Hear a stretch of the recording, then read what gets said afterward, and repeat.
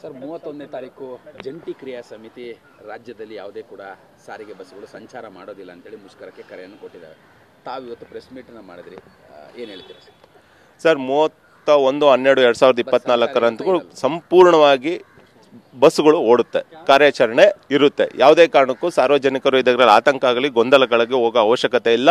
31ನೇ ತಾರೀಕು 12/2024 ಬಸ್ ಸಂಚಾರ ಯಥಾಸ್ಥಿತಿಯಲ್ಲಿ ಇರುತ್ತೆ ಸರ್. ಸರ್, ನಿಮ್ಗೆ ಎಷ್ಟು ಜನ ಬೆಂಬಲ ನೀಡಿದ್ದಾರೆ ಸರ್ ನೌಕರರು? ಅವ್ರ ಕಡೆನೂ ಒಂದಷ್ಟು ಜನ ಇದ್ದಾರೆ, ಎಲ್ಲರೂ ಕೂಡ ನಿಲ್ಲಿಸ್ತಾರೆ ಅಂತ ಅವ್ರು ಹೇಳ್ತಾರೆ, ನೀವು ನಿಲ್ಲಲ್ಲ ಅಂತ ಹೇಳ್ತಿದ್ದೀರಿ. ಎಷ್ಟು ಜನ ನಿಮ್ಮ ಸಂಘಟನೆಗೆ ಬೆಂಬಲ ನೀಡಿದ್ದಾರೆ?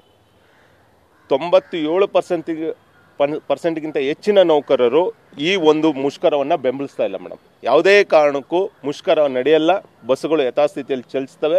ಬೇಕಾದ್ರೆ ಇದಕ್ಕೆ ನೀವು 31ನೇ ತಾರೀಕೆ ನೀವು ಇದನ್ನ ನೋಡ್ಕೋಬಹುದು ಅಂತ ಹೇಳ್ಬಿಟ್ಟು ರಿಸಲ್ಟ್ ನಿಮ್ಗೆ ಮುಂದೆನೇ ಇರುತ್ತೆ ಮೇಡಮ್. ಓಕೆ, 31ನೇ ತಾರೀಕು ಅಂದರೆ ನಿಮ್ಮ ಪ್ರಮುಖವಾದಂಥ ಬೇಡಿಕೆಗಳೇನು, ಅವರ ಪ್ರಮುಖವಾದಂಥ ಬೇಡಿಕೆಗಳನ್ನು ಇವರಿಬ್ಬರಿಂದ ನೌಕರಿಗೆ ಏನು ಸಿಗತ್ತೆ ಅಂತ? ಸರ್, ಇದು ಈ ವೇತನ ಪರಿಷ್ಕರಣೆಯಿಂದ ಒಂದು 4 ವರ್ಷಕ್ಕೊಂದ್ಸಲಿ ಇದೇ ದೊಂಬರಾಟ ಆಡಬೇಕು. 2012 ದೊಂಬರಾಟ ಅನ್ನೋ ಪದನ ಬಳಸಬಾರ್ದು. 2012, 2016 ಮತ್ತು 2020, 2021 ಇದೀಗ ನೋಡ್ಕೊಂಡೇ ಬನ್ನಿ ನೀವು. ಎಲ್ಲ ಬಾರಿನೂ ಈ ಮುಷ್ಕರನ ಮಾಡೇ ನಾವು ಸರ್ಕಾರದಿಂದ ಅಷ್ಟಿಷ್ಟು ಪಡ್ಕೋಬೇಕು.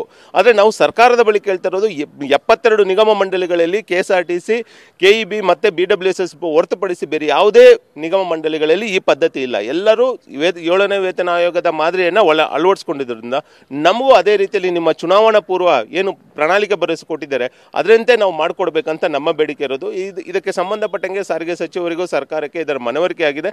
ಅದರ ಏನು ವಿಚಾರಗಳು ಸರ್ಕಾರದ ಮಟ್ಟದಲ್ಲಿ ಚರ್ಚೆಗೆ ನಡೀತಾ ಇದ್ದಾವೆ ಸರ್. ನಿಮ್ಮನ್ನು ಬೆಂಬಲಿಸುವಂತ ನೌಕರರಿಗೆ ನೀವೇನು ಕರೆ ಕೊಡ್ತೀರಿ? ದಯವಿಟ್ಟು ಈ ಅವೈಜ್ಞಾನಿಕ ವೇತನ ಪರಿಷ್ಕರಣೆಗಾಗಿ ಈ ಏನು 4 ವರ್ಷಕ್ಕೊಮ್ಮೆ ಒಂದು ನಡೆಯುವ ಈ ಏನು ಚೌಕಾಸಿ ವೇತನ ಪರಿಷ್ಕರಣೆಗೆ ನಾವು ಯಾವುದೇ ಕಾರಣಕ್ಕೂ ನೌಕರರು ಬೆಂಬಲವನ್ನು ನೀಡೋದು ಬೇಡ. ಸರ್ಕಾರ ಮತ್ತು ಆಡಳಿತ ಮಂಡಳಿಯವರು ನಮ್ಮ ಸರಿಸಮಾನ ವೇತನದ ಬಗ್ಗೆ ಚಿಂತನೆಗಳು ನಡೆಸ್ತಾ ಇರುವಂಥ ಸಮಯದಲ್ಲಿ ನಾವೇ ನಮ್ಮ ಬಾಯಿಗೆ ಮಣ್ಣಾಕೊಳ್ಳೋದು ಬೇಡಿ. ದಯವಿಟ್ಟು ನಾವು ಈ ಮುಷ್ಕರವನ್ನು ಯಾರು ಬೆಂಬಲಿಸೋದು ಬೇಡ. ನಾವು ಯಥಾಸ್ಥಿತಿನ ವಾಹನಗಳನ್ನ ಚಲಿಸುವಂತೆ ನಾವು ನಮ್ಮ ನೌಕರಲ್ಲಿ ಮನವಿ ಮಾಡ್ಕೊತೀವಿ. ಈಗಾಗಲೇ ನಿಮ್ಮ ಅಂದರೆ ಮುಷ್ಕರಕ್ಕೆ ಕರೆ ಕೊಟ್ಟರು ಹೇಳ್ತಾ ಇರುವಂಥದ್ದು, ಹಿಂದೆ ಚಂದ್ರನ ಬೆಂಬಲಿಸಿ ಈಗಾಗಲೇ ಸಾವಿರಾರು ಜನ ಡಿಸ್ಮಿಸ್ಸು, ಸಸ್ಪೆಂಡು ಈ ಥರದನ್ನೆಲ್ಲವೂ ಕೂಡ ಸಮಸ್ಯೆ ಅನುಭವಿಸಿದ್ರ. ಒಂದೇ ₹1 ಕೂಡ ಪರಿಹಾರ ಸಿಕ್ಕಿಲ್ಲ. ಚಂದ್ರನ ಬೆಂಬಲಿಸಿ ಹೋದಂಥವ್ರಿಗೆ ಏನೂ ಕೂಡ ಸಿಕ್ಕಿಲ್ಲ. ಇವತ್ತು ಡಿಸ್ಮಿಸ್ಸು, ಸಸ್ಪೆಂಡ್ ಭಾಗ್ಯ ಸಿಕ್ಕಿದೆ. ನಮ್ಮನ್ನು ಬೆಂಬಲಿಸಿದಂಥವರಿಗೆ ಈಗಾಗಲೇ ಕೂಡ 15%ನಷ್ಟು ಹಿಂದೆನೇ ನಾನು ಕೊಡಿಸಿದ್ದೆ. ಸಾಕಷ್ಟು ಬಾರಿ ಇಂತಹ ಒಂದು ಪ್ರಯೋಜನಗಳು, ಲಾಭಗಳು ನೌಕರರಿಗೆ ಸಿಕ್ಕಿದೆ. ಚಂದ್ರು ಮುಷ್ಕರ ಕರೆ ಕೊಟ್ಟಿದ್ದಾಗಿಂದ ಏನು ಸಿಕ್ಕಿದೆ, ಚಂದ್ರದಿಂದ ನೌಕರಿಗೆ ಏನು ಸಿಕ್ಕಿದೆ ಅಂತ ಪ್ರಶ್ನೆ ಮಾಡಿ. ಸರ್, ಇಲ್ಲಿ ಚಂದ್ರನ ಒಕ್ಕೂಟವನ್ನು ಬೆಂಬಲಿಸಿದ್ರಿಂದ ನೌಕರರಿಗೆ ಹಣಕಾಸಿನ ಏನು ವೇತನದಲ್ಲಿ ಸಿಕ್ಕಿಲ್ಲ. ಒಂದು 15% ಏನು ಚೌಕಾಸಿ ಪದ್ಧತಿಯಿಂದ ಸಿಕ್ಕಿರ್ಬೋದು. ಆದರೆ ಕಳೆದ ಬಾರಿ ನಾವು ಕೂಟದ ವತಿಯಿಂದ ನಾವು ಹೋರಾಟ ಮಾಡಿದ ಪರಿಣಾಮ 4 ಮುಖ್ಯ ಬೇಡಿಕೆಗಳು ನಮಗೆ ಈಡೇರಿದ್ದಾವೆ. ಒಂದು, ತರಬೇತಿ 2 ವರ್ಷದಿಂದ 1 ವರ್ಷಕ್ಕೆ ಇಳಿದಿದೆ. ಅಲ್ಲಿ ಅವ್ರಿಗೆ ಹತ್ತತ್ರ ಅವರು 1 ವರ್ಷ ಸರ್ವಿಸು ಹೆಚ್ಚಾಗಿದೆ ಮತ್ತು ಸುಮಾರು 1,30,000 40,000 ಅವರ ವೇತನವನ್ನು ಹೆಚ್ಚಾಗಿ ಪಡಿತಾ ಇದ್ದಾರೆ. ಮತ್ತು ಟ್ರಾನ್ಸ್ಫರ್ ಪಾಲಿಸಿ ಬಂದಿದೆ. 2% ಅಂತ ನಿಗಮ ವರ್ಗಾವಣೆ ಬಂದಿದೆ. ಯಾರಿಗೂ ₹1 ಕೊಡದಂಗೆ ನೌಕರು ಹೋಗ್ತಾ ಇದ್ದಾರೆ. HRMS ಸಿಸ್ಟಮ್ ಬಂದಿದೆ. ಈಗ 1/1/2025 ನಗದು ರಹಿತ ವೇತನ ಚಿಕಿತ್ಸೆ ಏನು ಯೋಜನೆ ಬರ್ತಾ ಇದೆ ಅದು ಸಿಗ್ತಾ ಇದೆ. ಇಂಥ ಒಳ್ಳೆ ಶಾಶ್ವತ ಪರಿಹಾರ ಅಂತ ಬೇಡಿಕೆಗಳು ಈಡೇರ್ತಾ ಇರೋದ್ರಿಂದ ನೌಕರರ ಕೈಯಲ್ಲಿ ದುಡ್ಡು ಉಳಿತಾ ಇದೆ ಸ್ವಾಮಿ.